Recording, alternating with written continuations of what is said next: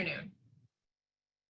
When I first saw the theme for this convocation, I recoiled. Outbreak. I didn't even want to say it.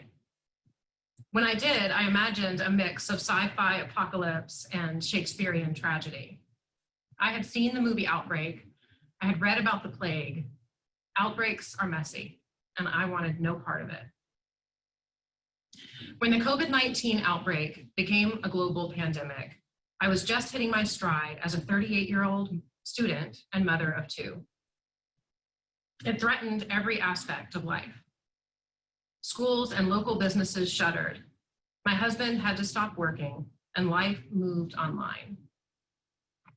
Rich and varied connections with friends and classmates, teachers and advisors, the social supports and institutions that our family had come to rely on, gave way to stale, static emails, glitchy Zoom calls, and algorithm-driven social media feeds.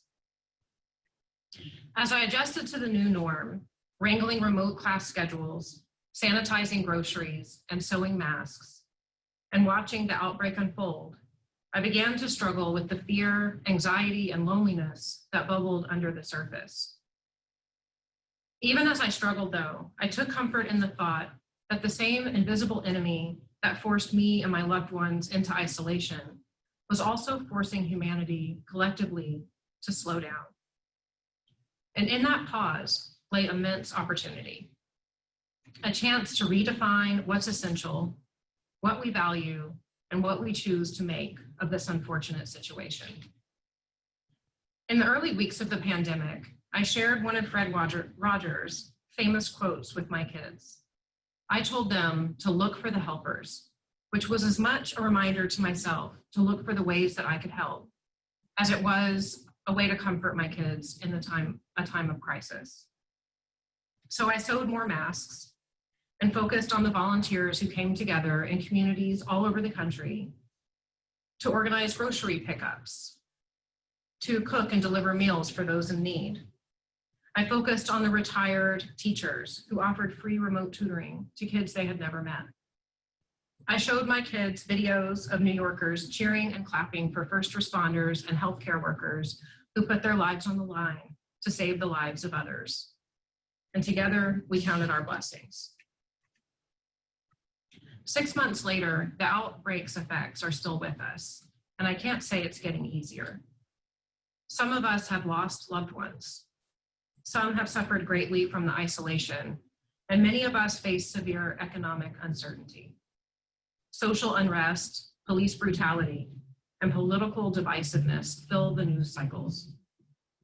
And in the social media landscape, an outbreak of another form has gained momentum.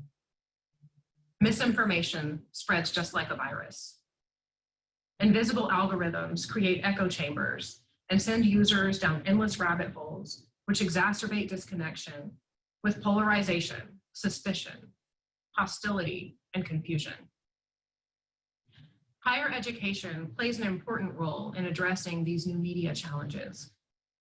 In addition to the development of media literacy and critical thinking skills, schools like the University of Maine at Augusta offer a framework in which people of all ages, backgrounds, belief structures, and political leanings come together to discuss difficult and complex topics without the aid of an unfollow, unfriend, or hide button. It is not easy, but it is necessary. I'm just beginning to come to terms with the fact that this history-making moment requires more patience, humility, and fortitude than I would normally believe myself capable of. But I've surprised myself before. And I'm guessing that you, at some point in your life, have surprised yourselves as well. Maybe you thought, like I did, that you'd never be able to go to college. Maybe you're in recovery or living on your own for the first time. Maybe you are challenging your self-perception and taking risks that you never imagined yourselves taking. Perhaps, like me, when the initial shock of the pandemic began to wear off, you thought you'd need to put your college career on hold for a while, but you didn't. Way to go, us. This isn't the first pandemic humanity has faced, and it won't be the last. It is, however, the one that we are called to face together. So let's be gentle with ourselves and each other. Check on a neighbor.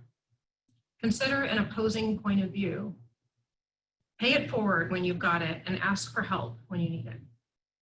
Let us all choose in our own ways to meet this challenge with gestures of kindness and unity, and continue to surprise ourselves with our own resilience, so that when we look back on this moment, we can see ourselves among the helpers. Thank you.